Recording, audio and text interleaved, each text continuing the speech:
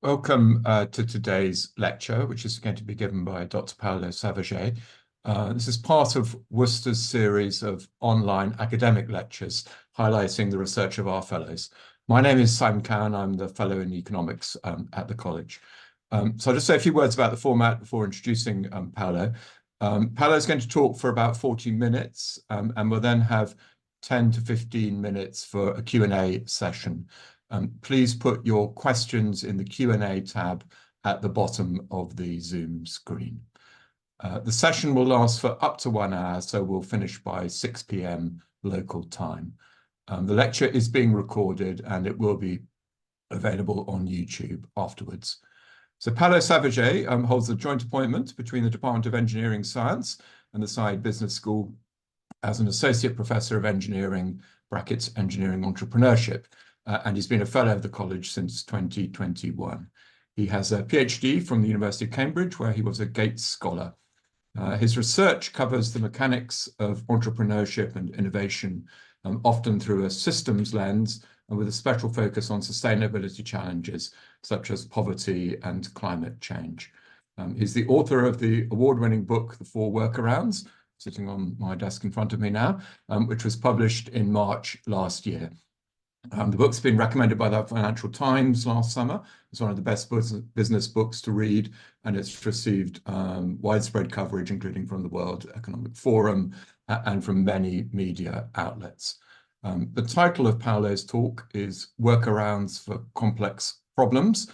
So I'll now hand over to Paulo for what promises to be a thought-provoking and stimulating lecture. So over to you, Paulo. Thank you, Simon, for the introduction, and thank you everyone for joining us today. The talk will be about the book that I published last year.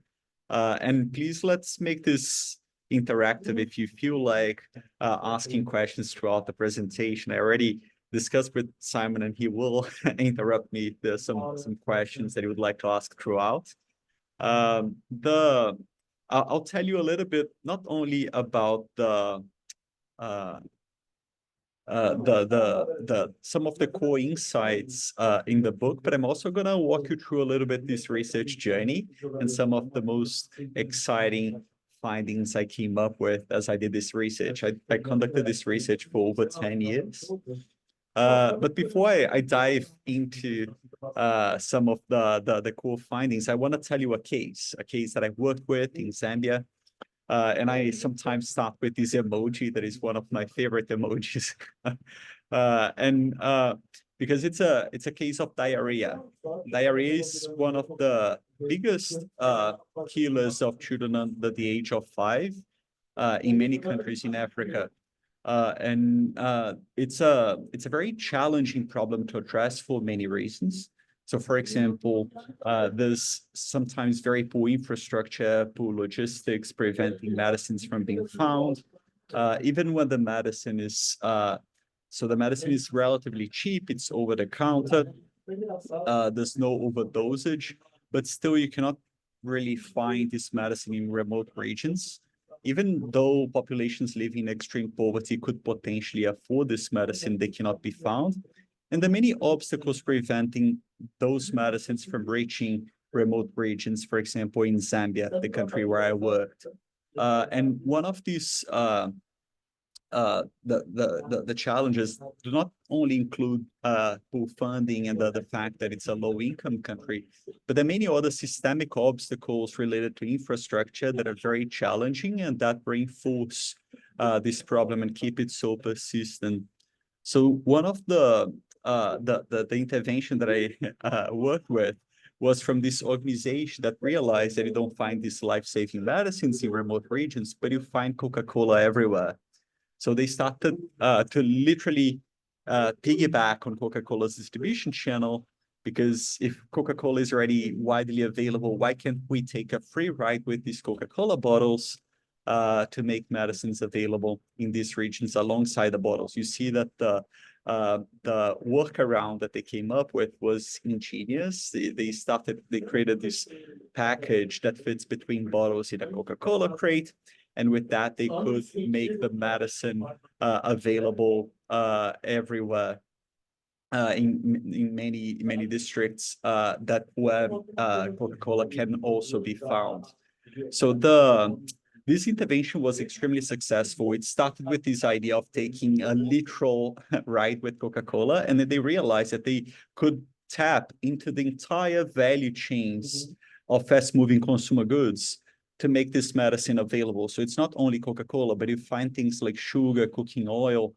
And why can't we use the same actors that move these products, that sell these products, to also sell diarrhea medicine and to flow diarrhea medicine as well?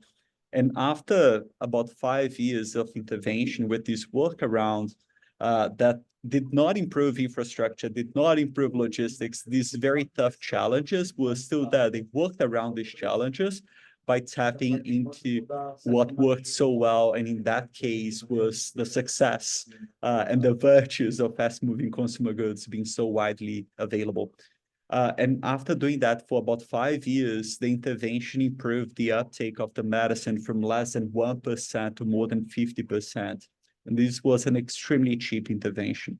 And it shows the power of these workarounds and how we can sometimes find ingenious, unconventional ways to address pressing problems, very complex problems, without necessarily having to confront the obstacles in front of us. We can find unconventional ways to work around them instead and get excellent results in very resourceful and immediate ways.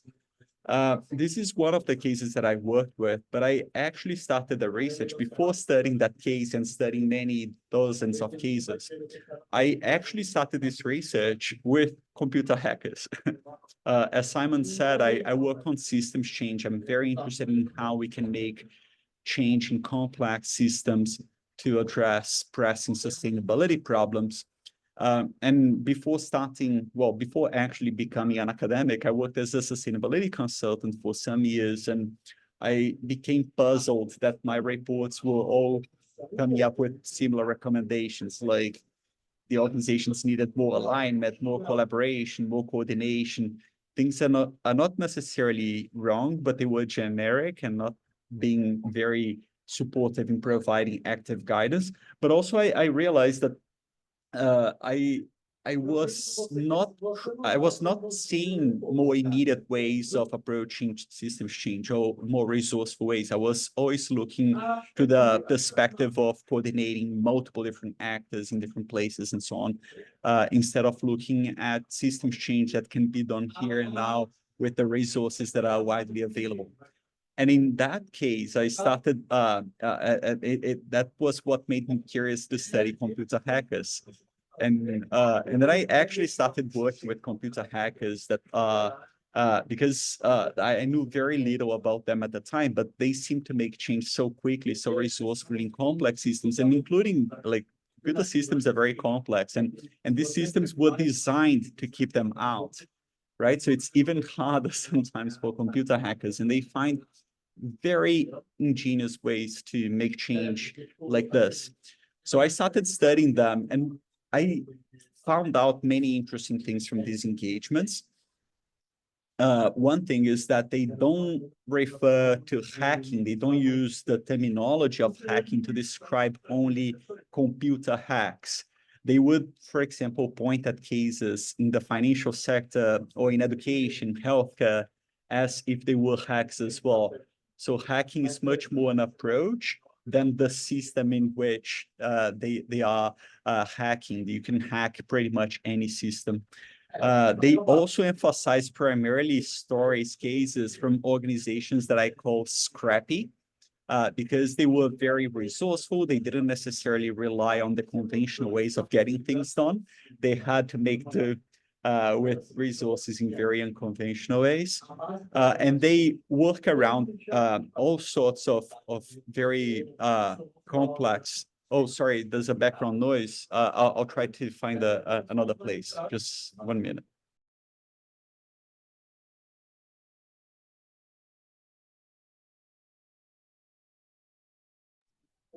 Is it better now?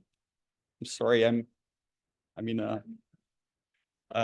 okay, so the other thing I realized from computer hackers is that they the way they approach complex systems is primarily by working around the obstacles in front of them instead of confronting them.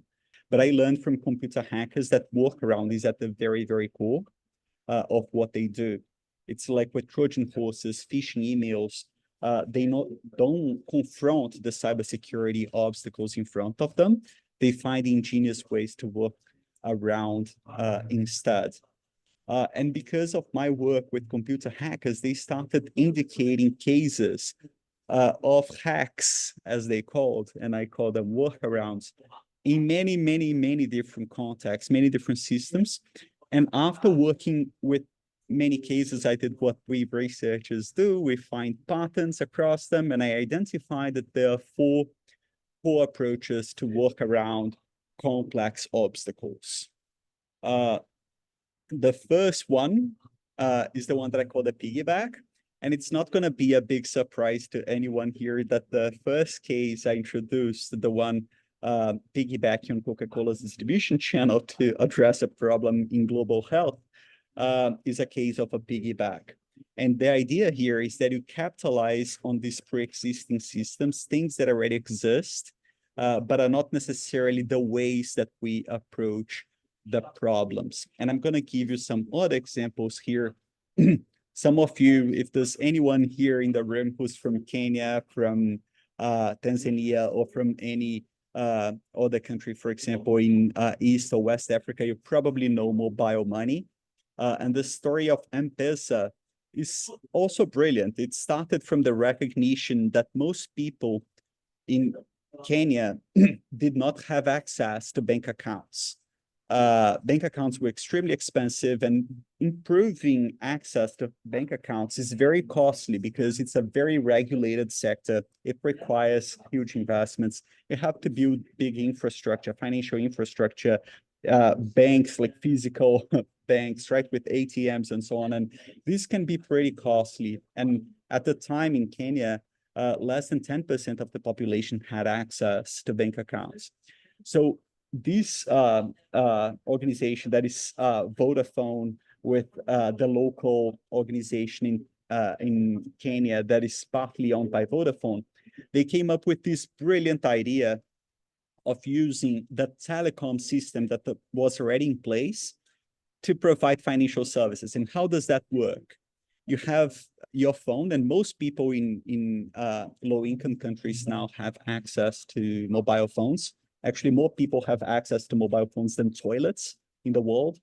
So they take the phones and go to the same places where they would top up their phones. When they go there, they give cash and they can top up their phones. And with the credit that they added to their phones, they can use to transact. So I can go to Simon, for example, and buy something from him and just use my phone to make that payment. And by doing that, they allow for transfers, payments, deposits, and so on, with this mobile money that was not as regulated at the time, wasn't regulated at all, like the financial system is, and also just tapped into what already existed from telecom, this amazing network that was already in place, not only in terms of access to mobile phones, but also the infrastructure for example, these sellers where you go to top up that are scattered and pretty much everywhere in low-income countries in Africa. So that was brilliant, right? You can address a problem in banking or access to banking services by piggybacking on the existing system from telecom. Definitely unconventional, working around many, many obstacles that are regulatory, but also related to funds and infrastructure by taking advantage of what worked already so well in that context. And there are many other cases of piggybacks. I'm not going to bore you with too many cases, but the one that I also find pretty interesting because they piggybacked on their rival was the case of Airbnb. Airbnb, when it started, was a very scrappy startup that didn't have much money to invest in marketing. But they provided this value proposition that I'm sure pretty much everyone here knows, that is to connect people who want lodging with people who have houses or apartments, bedrooms to rent. And the idea that they had was completely focused on this, but it doesn't mean that people didn't do that before Airbnb. There was this website that some of you may know called Craigslist, that was like the yellow pages of the internet. You could pretty much list anything there. And some people listed their houses as well to rent. But it was, the interface was not designed for that specific value proposition. The interface was actually pretty bad and was clunky, was difficult to use. And they didn't have many of the other supportive services that Airbnb had at the time. So, but they were known, like most people would go to Craigslist. They wouldn't go to Airbnb because they didn't know about Airbnb. So a lodger wouldn't go to Airbnb. Someone who wanted to rent a house wouldn't necessarily go to Airbnb. So what did Airbnb do? A very, very clever workaround. Every time someone listed a house with them, they would send them an email. So let's say Simon is a first mover. He heard about Airbnb very early on. And then he listed his second house on Airbnb, and then Airbnb would send him a message after receiving the listing saying, "Hi, Simon. This is from Airbnb. We know that we found out that if we cross-post your listing with us on Craigslist, it's going to improve your visibility, and it's going to therefore improve the chances that your house will be rented. This is completely free. Craigslist doesn't charge you anything, and we're going to do the cross-posting ourselves for you." Then, of course, Simon said, yes, I have nothing to lose. The Airbnb listings were much better. They were better designed. The interface was better. And then Airbnb would post that on Craigslist. So when someone here who wanted to find a house, let's say Pete Max, who's also here, wanted to find housing, but he did not know about Airbnb, he would go to Craigslist, and then he would see all these different listings, and then he would see Simon's listing that was so much better designed. He would naturally click there, and by clicking there, he would be redirected to Airbnb. So from that time onwards, Pete would go straight to Airbnb, not to Craigslist. And Craigslist did that in a very ingenious way, that they piggybacked on their rival, in that case, Craigslist, to poach the customer base that Craigslist had. And Craigslist didn't realize what was happening, because one of the metrics of performance for most platforms is the number of listings, right? Or the number of users. So if Airbnb's listing on Craigslist, it's improving the metrics. So they actually thought that it was positive. They didn't realize that Airbnb was actually actively poaching their customer base. So you see that it can be used for reasons that you're all going to agree with, like providing access to diarrhea treatment, or providing banking services through a very financially profitable business model. But it could also be used in ways that may harm others. Like in that case, Craigslist got harmed.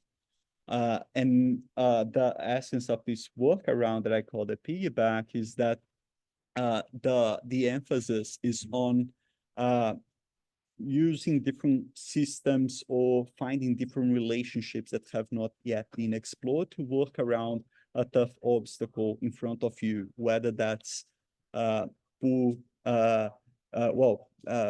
budgets to invest in marketing or infrastructure for banking, right? That's the essence of this workaround. The second one is the one that I call the loophole, and it's about rules. So if the first one is about relationships and different systems, the second one is really about either selecting different kinds of rules that are not the most obvious to that context, or reinterpreting the rules that define that situation. And I'm going to give you some examples for both. The first one, a more controversial case, and I don't want to discuss necessarily the morality of the problem here, but it's a case of a feminist group from the Netherlands called Women on Waves, who think that people should be allowed to get an abortion service on demand. So they, as many of you know, the abortion services are not allowed. They are illegal in most countries in the world.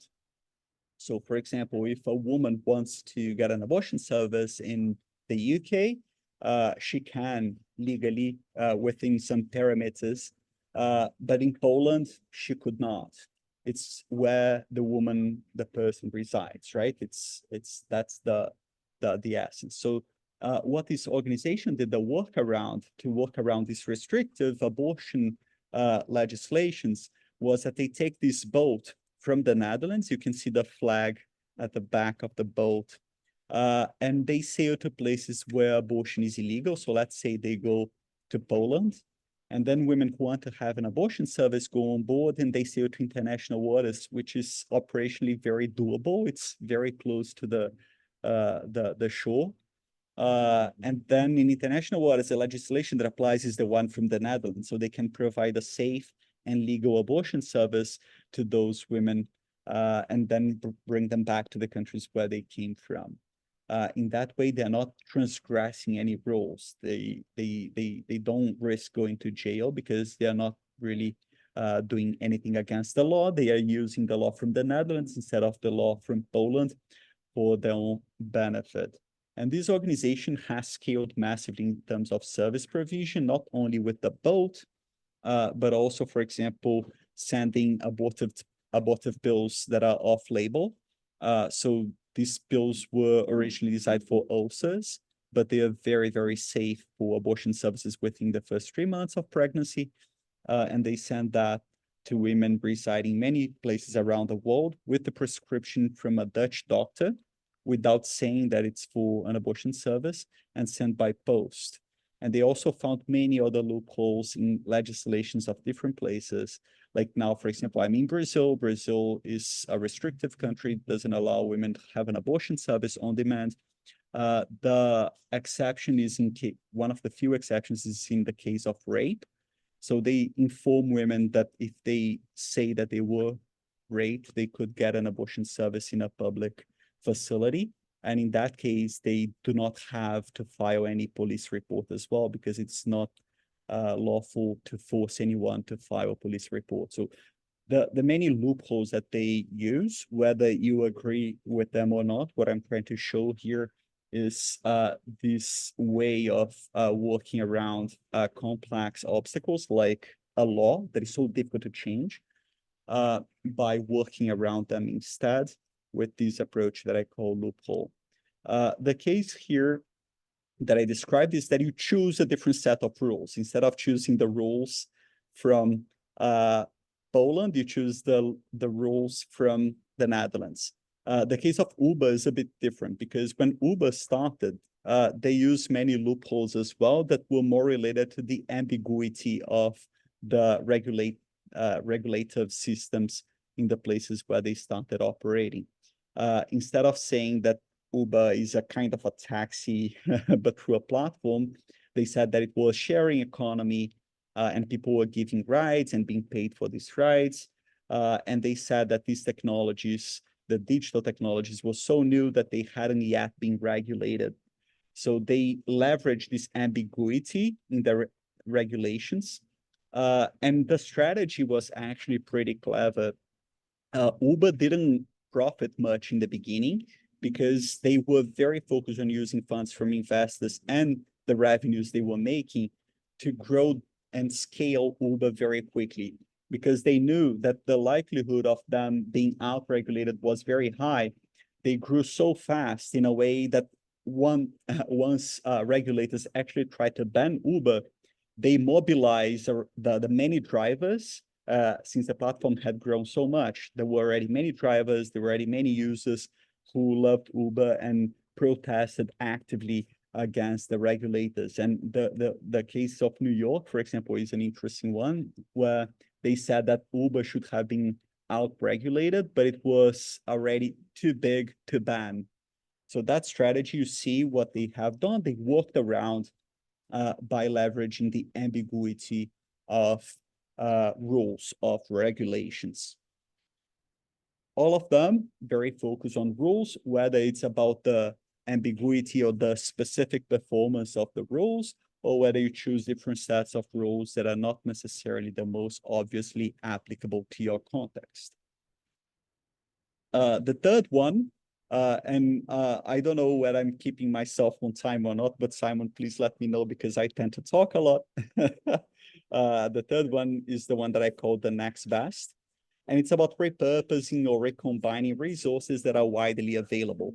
And resources, I don't mean exclusively tangible resources or financial resources. It could be intangible resources as well. So for example, the case here on the left is from a social entrepreneur called Topher White, sorry, who was traveling Borneo as a tourist, and he realized once he was there, the challenge that it is to monitor these rainforests that are primarily based in low and middle income countries. By far, most rainforests are in these countries, and they don't have the resources to constantly monitor the forests. Satellite data is very helpful, but you can only capture vast lands being deforested. You cannot see, for example, if someone is taking, say, 10 trees from a specific area for illegal logging. That relies a lot on monitoring with airplanes, helicopters, patrols, walking around, and so on. But that's extremely costly and involves a lot of human resources as well. One thing, though, that Topher also knew is that since by far the majority of the population has phones and we are constantly discarding phones, there's this huge waste of phones that we don't use, but they could be still used. They still function. And he started taking these old mobile phones and he started putting them in tree canopies, like you're seeing here in the picture. And they are charged with solar energy, and there's no shortage of solar energy in a rainforest. They're constantly charged, and he repurposed these mobile phones to listen to the sounds of the forest and created a very simple AI that distinguishes the sound of chainsaws from the sounds of birds or rainfall, for example. And once the phone that is constantly listening identifies through this simple AI the sound of a chainsaw, the phone sends a message to the patrol telling exactly where it's happening, because these mobile phones are scattered around the forest in a way that maximizes coverage. So they know within a radius of X meters where deforestation is happening, because it's coming from that specific geolocated mobile phone. Ingenious ways, right, of addressing a problem that is so complex by using things that were literally going to waste. Mobile phones were not designed for monitoring deforestation, but why can't we use them for this purpose? We can repurpose resources, including resources going to waste. The second case that I have here for you is one that I find really interesting, and it's not about a tangible resource. It's more like seeing a judicial case as a resource, and it's from Ruth Bader Ginsburg, who you may know as the Supreme Court Justice from the United States, who passed away a few years ago. She became very famous for her progressive views. But one thing that not many people know about is that she actually had a long career before becoming a Supreme Court Justice, defending women primarily in cases of sex-based discrimination. Ruth Bader Ginsburg was a student at Harvard and in Columbia, graduated with amazing grades, was, I think, the second best in her class, and still she couldn't get a job in a law company because, in her words, she was Jewish, a mother, and a woman, right? So those three things prevented her from being attractive to law companies at the time. She ended up getting a job at Rutgers University in the US. And once she went to Rutgers, she started engaging more actively with feminism, and especially the Swedish tradition of feminism that says that women and men should carry the same burdens of household chores, but also professional lives and making money. So that was the tradition that she was very influenced by in the beginning.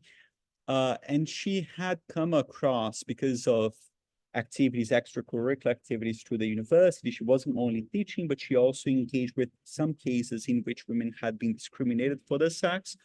But every time she brought them to court, she would struggle a bit because the judges were all men and they didn't necessarily see those cases as discrimination. They actually, and there are some cases in which she heard, for example, judges saying that women were just getting the best of two worlds and that they were just being taken care of because they were so fragile. So she constantly faced this tough obstacle. But then with her husband, she came across a case of a man who had been discriminated for his sex, a case of a man who was who would have received a tax deduction if he was a woman, because he was single and he cared for his elderly mother. If he was a woman, he would have been entitled to get a tax deduction. But the law at the time didn't conceive that a man would be taking a caring responsibility for an elderly. And that was a job for women only. So he did not get that tax deduction. He was discriminated for his sex. And then Ruth Bader Ginsburg, with a team of other lawyers, including her husband, brought that case to court and won the case. What happens though in law, as if there's any lawyer here in the room, once you win a case like this, you create a precedent that can be used multiple times thereafter. And that was exactly what happened with Ruth Bader Ginsburg's case, called Moritz versus Commissioner, this case that I told you about. It created a very strong and one of the first precedents that was later used in many other cases in which women had been discriminated for their sex, and also by policymakers who pushed for changes in the law. Very interesting workaround as well. You see how sometimes if you are struggling to defend the rights, in that case of women, sometimes the best way forward might be to find a case in which a man was discriminated and create a precedent that can later be used for women as well. Instead of confronting the obstacles, you find a workaround that will do the job sometimes even better than if you confront the obstacles head on. And finally, the last workaround is the one I call the roundabout. And it's about disturbing self-reinforcing behaviors. If there's any engineer here in the room, it's also what we call positive feedback loops in systems thinking, and especially in engineering, we use that language a lot. But it's pretty much the idea that some things get self-reinforced, like a landslide, for example. A small rock knocks a bigger rock that knocks a bigger rock, or a snowball as well. Same idea. It spirals out of control because it increases the magnitude. They are self-reinforced. Or to give a more trivial example, I'm in Brazil now. My brother is very close to me. We're friends now, but when we were younger, we fought a lot. And then he would come and flick me. I would slap him. He would punch me. I would choke him. And then suddenly we were trying to kill each other.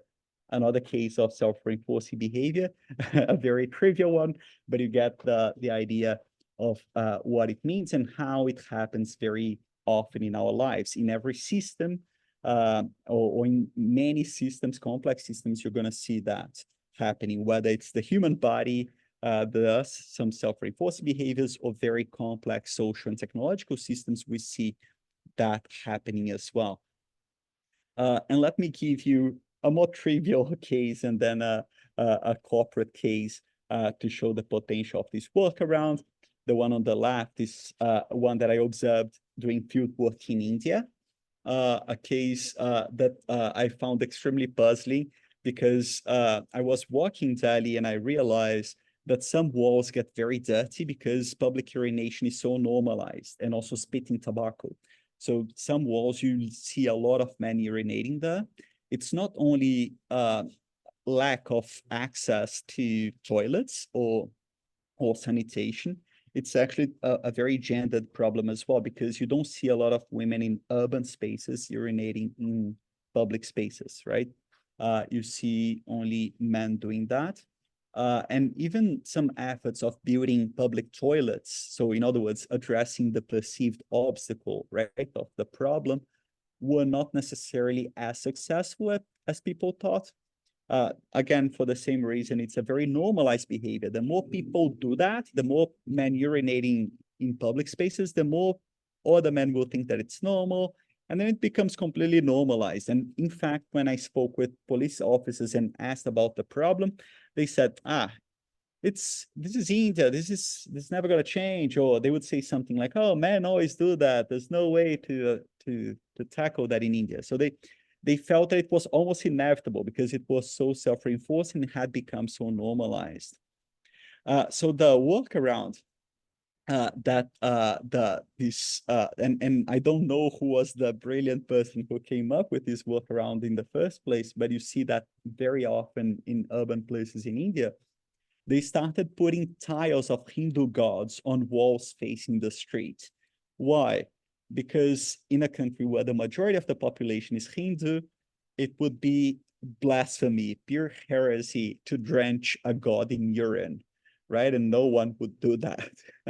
And now you see these beautiful walls adorned with tiles of Hindu gods, but also Muslim gods or Sikh deities as well, and in a very beautiful combination of different belief systems in India, with this purpose of disturbing a self-reinforcing behavior, this very normalized behavior of men urinating in public.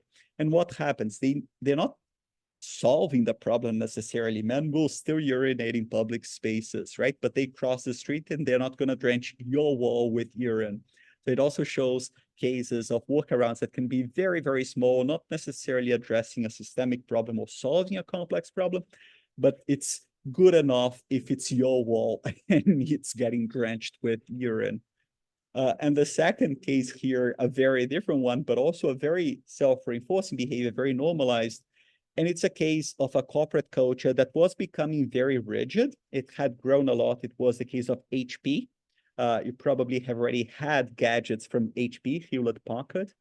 And the corporate culture was becoming more rigid, more structured, and many employees didn't feel like they had the possibility to propose an innovative idea that was not necessarily directly aligned with the company's strategies, because it became more hierarchical. And you may see that in your respective organizations as well, that sometimes if you don't feel like you can propose an innovative idea, other people will not propose as well, and then you just don't bother, right? And it becomes more normalized. And it's a very big problem in innovation management that we see very often.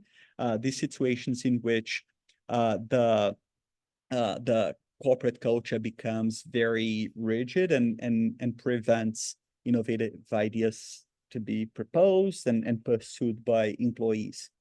But here's the ingenious workaround that disturbed this normalized behavior, was from the person that you're seeing here on the slide, Charles House.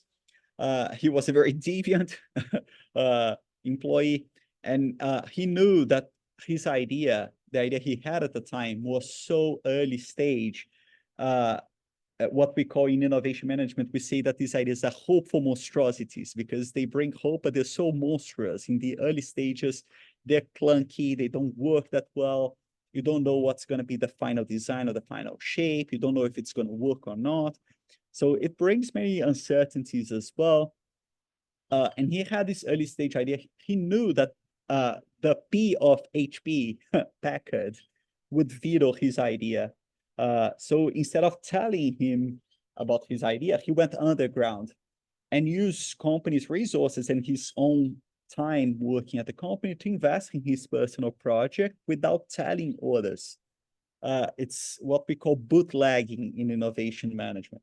And as he did this, he developed the idea further, created a prototype, the idea became more attractive, And when the moment was right, the idea was attractive enough that so that others would see the value in pursuing this innovation further, he went public and told his boss and told his colleagues. And at the time, the viability was very clear. And that ended up being the large display screens. And it was one of the most profitable products that HP ever had. And it came from one of these workarounds. Probably it wouldn't have been developed if he didn't go underground, because at the time when the idea was first created, it was so rough, so fragmented, so monstrous that it wouldn't have been proposed in the first place and wouldn't have been pursued. So here you see, you can work around to disturb a self-reinforcing behavior, also to buy time and make sure that the timing is right when you bring something forward. And by doing that, you can even change corporate cultures. In the case here, HP, after recognizing Charles House and other people who worked around direct orders, they changed the policies. And now you see many companies, 3M, HP, Google, some companies that for some staff that work in more creative areas, they allow them to use 10, 15, 20% of their time to invest in personal projects without necessarily having to report to their bosses about this time. So you see that it can, in fact, even change a corporate culture. And many of the workarounds that I show here are exactly that. Like, they can be used to address a problem that is very small, but you might be struggling with. It might be complex, but you may be struggling with, and it's immediate, it's resourceful. But it can also be the case of finding a powerful entry point, something that will be accessible, it's doable, it's feasible here and now. And once you get that started, you create momentum for more structural change as well. I gave some cases here, like Ruth Bader Ginsburg. It completely revolutionized the country in terms of sex-based discrimination, and many other initiatives that I showed here. I didn't tell you this, but they scaled and they reached many different places. The case of the abortion service provision, even some things that are unpredictable at first, they went on a mission to Portugal, and that triggered the mobilization of many grassroots movements and changed the law in Portugal that is now pro-choice. So you see how workarounds, even though sometimes they may seem very small or not necessarily tackling the root cause of the problem, it's very often an excellent way of getting things done. If stakes are high, for example, but also to get started with a bigger intervention that may eventually lead to bigger and more structural change. And this work I built primarily on the cases on these organizations that I showed here that are very scrappy, or individual social entrepreneurs. But after conducting this research, I observed that they are present everywhere, including at Oxford. For the ones here who work at Oxford or study at Oxford, they probably already recognized that they use some of these workarounds, whether consciously or not, to get things done amidst such complexity, right, of so many colleges and departments and university and many bureaucracies and levels of accountability. And we see very often people working around to get things done. So finally, in a nutshell, it's a great unconventional way of doing things. Being unconventional doesn't mean that it's completely spontaneous. We can do that more systematically. And I hope that this work will help you and others to approach workarounds in a more structured way, because now you know there's 4 different ways of approaching them based on this research that I conducted with many, many cases worldwide. That's it. Thank you very much. I'm very excited to hear your questions. Thanks, Paulo. That's fantastic. So we have several questions already. So we have from Lucy. How do you think that AI will impact the 4 workaround principles? Do you think you can just press a computer button and don't have to do all this interesting thinking? And That's an excellent question. I think AI will impact so many things, right? And in fact, some of the workarounds that I studied involved AI as well. One of them was the case of some computer geeks that used AI to investigate cases of suspicious expenses from civil servants and politicians. It's something that humans could not do at the time, because that includes thousands, if not millions, of receipts. They didn't have budgets and infrastructure to investigate suspicious expenses, but using an AI and connecting, for example, with data sets, GPS, and other things that are already widely available and free, they could identify, for example, politicians using public money to go to strip clubs or cinemas, right? These are, and then they could report back to the judicial system so that they could approach the politicians and ask for the money back, or open a more serious administrative process against them. This was one of the cases. So first, AI can be used, and the case I showed in the forest also uses AI to distinguish sounds of the forest from the sounds of chainsaws. So definitely AI, very powerful to create workarounds. But one thing that I would also be amazed to see is how AI can help us conceive workarounds. I'm not sure, I haven't seen cases of that yet, but I would love to see whether Gemini, ChatGPT, for example, could help us identify what is conventional based on the AI responses. And that could be good prompts to think of different ways of approaching these problems. If you also have ideas for that, I would love to hear that.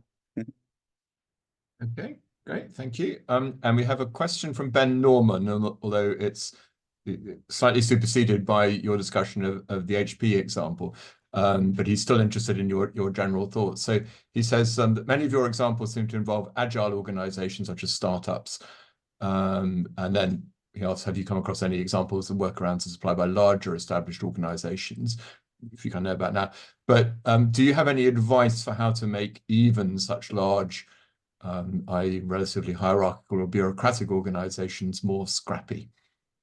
That's spot on. That's one of the purposes I had with my book. I studied primarily scrappy organizations, but my intent was to show how large companies, policymakers, different organizations, more structured, bigger, could learn from these scrappy organizations that are so unconventional in addressing complex problems, sometimes out of necessity, and necessities that are not necessarily the same of these big organizations. That was particularly enticing for me because I teach at a business school, and I've taught at business schools for many years. And if you read business books, and even now we're teaching in business schools, they're primarily built on the knowledge from the Googles of the world or the IBMs. And we try to teach the scrappy organizations how to be more like Google. But there's nothing wrong with learning from Google, right? I think it's incredible. But I think that there's so much that these large organizations can learn from the scrappy ones that are completely overlooked. They are neglected. And that's one of the contributions I try to give with my book. And it's interesting because when I started the research, I was very focused on the scrappy ones because these were the cases that were very easy to find, that I could approach very easily. And they are the mavericks that are excellent in coming up with workarounds. But once I identified this typology of workarounds and started working more actively on writing the book as well, I identified workarounds in so many large companies, not only the HP case, but many others. I have in the book the case of Louis Vuitton Moët Chandon, for example. I have cases of governors, so working at the state, right? And even reflecting back after looking at the typology, I worked at many large organizations, and one of them, I use workarounds often without necessarily knowing that I was using workarounds. And now I think I can do that more intentionally and better. But I think we all probably, and that's one of the things I like the most about teaching workarounds. I'm very confident that if not everyone here, most of you have already used workarounds, perhaps intuitively or perhaps out of necessity. And hopefully now you can do that in a way that is a bit more conscious, deliberate, intentional.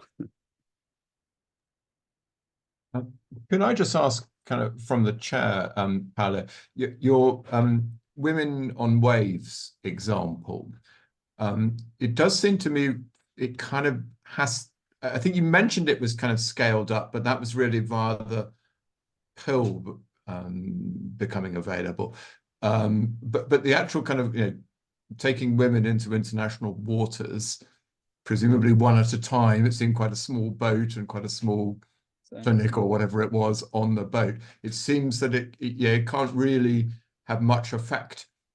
And maybe it's kind of a bit more performative rather than actually solving a real problem. Yeah, they were addressing problems from some people, but the scale was very limited, and it would be constrained to develop to scale with that model as well. So they approach with through other means. Now they have apps, for example, that provide support for women. They can show where they are based, and they walk them through the easiest ways to get these off-label pills, how they should take them, but also they send by post.